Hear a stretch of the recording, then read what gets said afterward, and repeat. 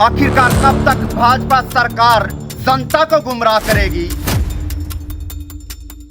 कि जिस ठेकेदार को 125 करोड़ रुपए जीएसटी के फ्रॉड के अंदर जेल हुई, आप फिर से उसी आदमी से काम करवा रहे हैं, ऐसी क्या मजबूरी है? भाजपा सरकार पर या स्थानीय विधायक और सुरभि गर्ग पर क्या दबाव है, जिसको लेकर उसी ठेकेदार को जिसने करोड़ों रुपए के घोटाले भ्रष्टाचार किए थे और उन्हीं अधिकारियों पर क्यों विश्वास जताया गया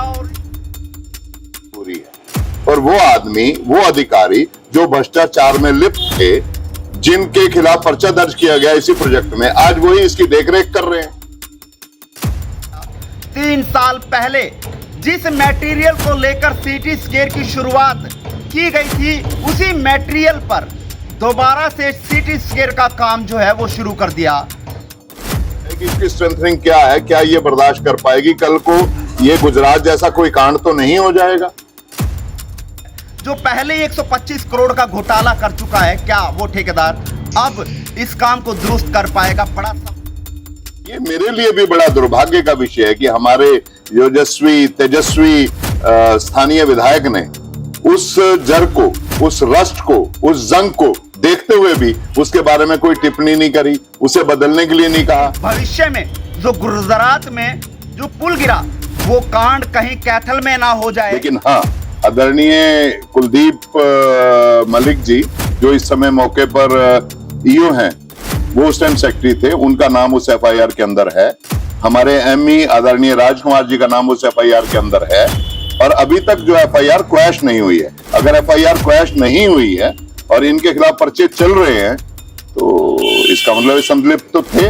क्यों यहाँ के स्थानीय विधायक लीलाराम चुप है और क्यों चेयरपर्सन सुरभि गर्ग चुप है? आखिरकार कब तक भाजपा सरकार जनता को गुमराह करेगी? भ्रष्टाचार मुक्त शासक की बात भाजपा सरकार करती है, लेकिन न जाने सिटी स्केयर के मामले में भाजपा क्यों चुप है?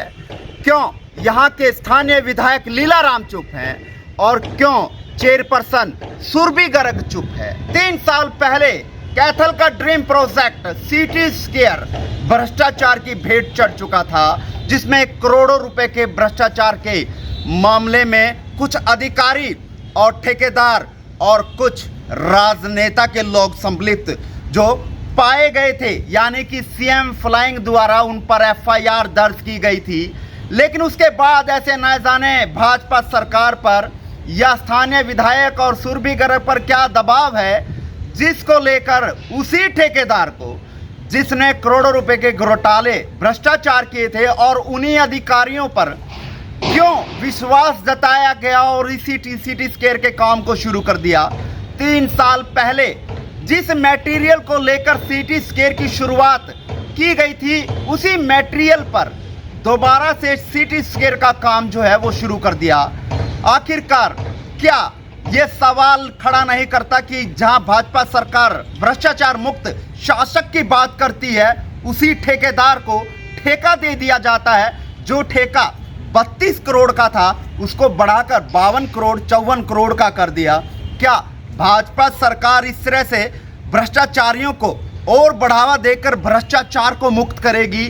बड़ा सवाल भाजपा की कार्यशैली पर और मौके के विधायक लीलाराम पर खड़ा करती है और मौके की चेयरपर्सन सुरभि गर्ग पर खड़ा करती है। बार बार निरीक्षण किया जाता है, लेकिन कोई भी सवाल खड़ा नहीं करता कि जो सरिये 3 साल पहले जो मटेरियल लाया गया था, क्या वो इस बिल्डिंग को बनाने के लिए सही है? क्या जो सरिये पहले लगाए गए हैं उनकी ग्रिपिंग सही हो पाएगी?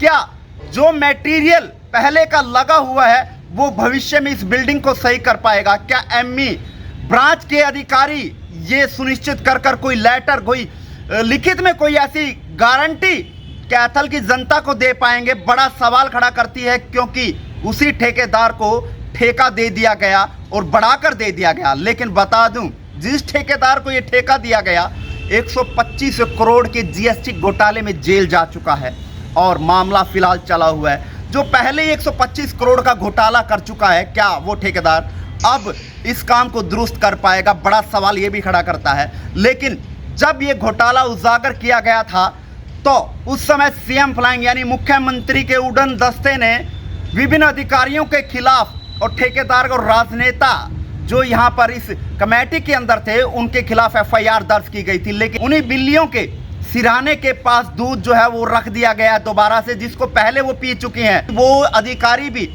इसकी देखभाल, इसकी मॉनिटरिंग करते हुए नजर आ रहे हैं जो उस एफआईआर में जिनके नाम शामिल हैं। सवाल जो खड़ा करती है, क्या भ्रष्टाचार इस तरह से भाजपा सरकार मुक्त करेगी? लेकिन 3 साल पहले जिस व्यक्ति ने, जिस पूर्व पार्षद ने भ्रष्टाचार को लेकर आवाज उठाई थी, यानी कि राकेश सरदाना जी, उनसे भी जानेंगे कि इस मामले को लेकर क्या कुछ कहना चाहेंगे और आगामी क्या कार्रवाई उनके द्वारा की जाएगी। सर, पहले तो आपके सभी दर्शकों को मेरा नमस्कार। आपने सिटी स्क्वायर की बात करी, एक ये ड्रीम प्रोजेक्ट कैथल का है, था और रहेगा जब तक ये कंप्लीट नहीं होगा। अब फिर से शुरू होना, क्यों रुका और क्यों शुरू हुआ? आपको अच्छे से याद होगा कि बहुत सारे एलिगेशंस मेरे द्वारा लगाए गए थे। इसके लिए जो कमेटी ने इनको गलत पेमेंट करी थी और गलत एडवांसेस किए थे, जो एज पर एग्रीड मटेरियल था वो इन लोगों ने प्रोवाइड नहीं करा था और उसमें सीएम विंडो पर भी कंप्लेंट्स की गई थी। उसके एवज में सीएम के फ्लाइंग ने एक पर्चा दर्ज किया था। उसके बाद ये सब लोग भूमिगत हो गए थे अपने आप को बचाने के लिए। जब वो समय निकल गया, ये अरेस्ट से बच गए, तो ये बाहर वापस आने शुरू हो गए, जिसमें हमारे कुछ कर्मचारी और अधिकारी भी शामिल। सरदाना जी, एक बड़ा सवाल ये भी है कि जो सिटी स्क्वायर में जो पिछला जो बजट था यानी 32 करोड़ का था, वो बढ़ाकर 52 करोड़ कर दिया गया है।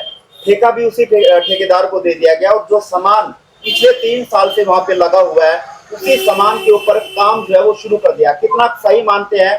और जो बिल्डिंग जो बनाई जा रही है, क्या वो सही बन पाएगी? भविष्य में वो सही जो है रख पाएंगे और बच्चे जो है या बड़े वहां पर जा पाएंगे? क्या मानते हैं? ये आपका सवाल जो है बड़ा ही विचारणीय है कि एक सरिया जो एक फिक्स एमएम का है, वो 10 का है, 8 का है, 12 का है, 14 का है, पिछले 3 वर्षों से बाहर पड़ा है, जो जंग से भर गया है, उसकी जो ग्रिपिंग है वो रहेगी नहीं, उसकी स्ट्रेंथनिंग कम हो जाएगी, वो उतने वजन को बर्दाश्त ही नहीं कर पाएगा जिसके लिए वो प्रोजेक्ट के अंदर इस्तेमाल किया जा रहा है। इसका बहुत ज्यादा आधिकारिक जवाब किसी भी एमई ब्रांच के आदमी को ये देना चाहिए। ये सवाल पूरे कैथल की जनता का प्रश्न है जो आपने कहा है कि भी ये बताया जाए कि इसकी स्ट्रेंथनिंग क्या है, क्या ये बर्दाश्त कर पाएगी? कल को ये गुजरात जैसा कोई कांड तो नहीं हो जाएगा।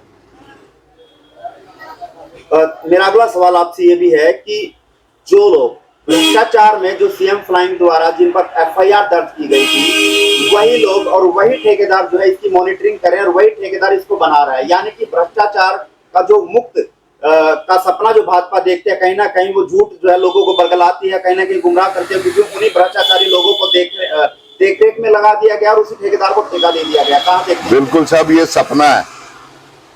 वही लोग, सैया भाई कोतवाल तो डर काहे का, अंधा बांटे रेवड़ियां फिर अपनों को दे। इसमें इन सब बातों में तो कोई संशय है ही नहीं। ये अपने आप में जग जाहिर बातें हैं कि जिस ठेकेदार को 125 करोड़ रुपए जीएसटी के फ्रॉड के अंदर जेल हुई, जो सोनीपत में ब्लैक लिस्ट डिक्लेयर किया गया, जो अंबाला में ब्लैक लिस्ट डिक्लेयर किया गया, जो करनाल में भी शायद ब्लैक लिस्ट डिक्लेयर किया गया, आप फिर से उसी आदमी से काम करवा रहे हैं। ऐसी क्या मजबूरी है? और वो आदमी, वो अधिकारी जो भ्रष्टाचार में लिप्त थे, जिनके खिलाफ पर्चा दर्ज किया गया इसी प्रोजेक्ट में, आज वही इसकी देखरेख कर रहे हैं। विधायक लीलाराम भी यहाँ का निरीक्षण कर चुके हैं, चेयरपर्सन भी यहाँ का निरीक्षण कर चुकी है। ट्रिपल इंजन की सरकार जो है कैथल में है, उसके बावजूद भी चुप्पी साधे हुए हैं। क्या मानते हैं इसके पीछे का क्या कारण हो सकता है? और जिस सामान को बदलना चाहिए था या जिस सामान को जर लग गया है, उस पर भी चुप्पी साधे हुए हैं और उसी पर काम शुरू हो रखा है। क्या मानते हैं इसके पीछे का क्या कारण हो सकता है? विधायक जी ने इसका यहाँ पर उन्होंने देखने आए वो कि काम कब चल रहा है, कैसा चल रहा है।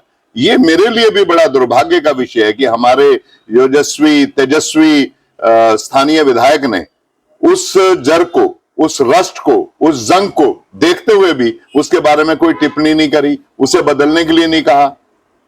अब इसका बेहतर जवाब तो वो अब खुद ही दे पाएंगे, लेकिन उनकी इस कार्यशैली से हमें बड़ा दुख हुआ कि कम से कम यार, अगर क्या वो अपने घर में जिस पे छत पर उनके अपने बच्चे चढ़ेंगे, क्या ऐसे सरिये को इस्तेमाल करना वो देंगे?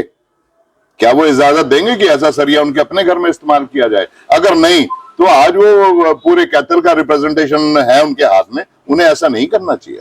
सरदाना जी, जो टेंडर में पिछली बार सरिया या जो मटेरियल टेंडर में दिया गया था वो नहीं लगा था, उसकी जगह कोई और लगाया गया था, क्या इस पर भी ठेकेदार को किसी तरह की पेनल्टी होती है और क्या वो लगाई गई? देखो साहब, प्रोविजन तो ये होता है कि जो उसे 5 तरीके के 5 या 4 तरीके की जो आइटम्स कही गई हैं, टाटा का, सेल का या जो भी सरिये उसे कहे गए हैं, अगर वो सरिया नहीं लगाता और वो दूसरा सरिया लगाता है तो that is to be counted as a miss branded.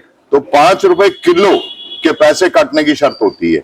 लेकिन दुर्भाग्य है हमारे शहर का और धन्यवाद हमारे ऐसे अधिकारियों का जिन्होंने इस ओर नजर भी नहीं उठाई। सरदाना जी, जो अधिकारी अभी मौके पे हैं, क्या उन लोगों के भी एफआईआर में नाम थे? क्या वो लोग भी संलिप्त पाए गए थे इस भ्रष्टाचार में जिसकी आवाज आपने सिटी स्केयर की उठाई थी और करोड़ों का घोटाला पाया गया था? संलिप्त होना ना होना के बारे में तो जो सीएम फ्लाइंग के ऑफिसर थे वो कह सकते हैं, लेकिन हाँ, आदरणीय कुलदीप मलिक जी जो इस समय मौके पर ईओ हैं, वो उस टाइम सेक्रेटरी थे, उनका नाम उस एफआईआर के अंदर है। हमारे एमई आदरणीय राजकुमार जी का नाम उस एफआईआर के अंदर है और अभी तक जो एफआईआर क्वैश नहीं हुई है। अगर एफआईआर क्वैश नहीं हुई है और इनके खिलाफ पर्चे चल रहे हैं तो इसका मतलब संलिप्त तो थे। अब जैसे टाइम बाउंडेड की अगर बात करें, अगर ठेकेदार समय पे काम ना करे, क्योंकि पिछले 3 साल से ऐसा देखा गया है, तो क्या ठेकेदार के खिलाफ कार्रवाई हो सकती है? क्या ठेकेदार के खिलाफ जुर्माना हो सकता है? अगर कोई ठेकेदार बीच में काम छोड़ जाए या समय पर पूरा ना करे तो उसको पेनल्टी लगती है या उसके रिस्क एंड कॉस्ट पे दूसरे पे करवाया जाता है। लेकिन ये 3 साल ये काम अधूरा पड़ा रहा और फिर से रिवाइज करके उसी ठेकेदार को दिया गया, उस पर कोई रिस्क एंड कॉस्ट की पेनल्टी भी नहीं लगाई गई। इस घोटाले के बारे में तो आप ही ज्यादा खोजबीन कर सकते हैं। सरदाना जी, मेरा आखिरी सवाल आपसे ये है कि जो मटेरियल लगाया जा रहा है जिससे हमारे बच्चों को, हमारे बुजुर्गों को, हमें खतरा हो सकता है, जिस तरह से सरदाना जी ने पिछले भ्रष्टाचार को सिटी स्केयर के उजागर किया था, क्या अब की बार तो भी जिस मटेरियल को लगाया जा रहा है उसके खिलाफ आवाज उठाएंगे, कोई कार्रवाई अमल में लाई जाएगी? जी, मैं अपनी तरफ से तो एक प्रश्न जो है इनको डाल रहा हूं कमेटी वालों को कि आपने ऐसी इजाजत क्यों दी है, जिसकी कॉपी आदरणीय डीएमसी डायरेक्टर सबको दी जाएगी। अगर ये इस पे कार्रवाई नहीं करेंगे या पूरा जवाब नहीं देंगे तो डेफिनेटली हाई कोर्ट में पीआईएल इसकी लगाई जाएगी। तो शहर वासियों से क्या कुछ कहना चाहेंगे ताकि शहर के लोग जागरूक हों और इस जैसे भ्रष्टाचार की भेंट चढ़ने वाले ड्रीम प्रोजेक्ट को बचा सके? इससे शहर वासियों को जागरूक करने के लिए कोई मैसेज? आपके माध्यम से मेरी सभी शहरवासियों को अपील है कि गलत चीज की खिलाफत करें। वो गलत करने वाला चाहे मैं हूं, चाहे मेरा परिवार हो या कोई भी आदमी हो, उसकी खिलाफत करें।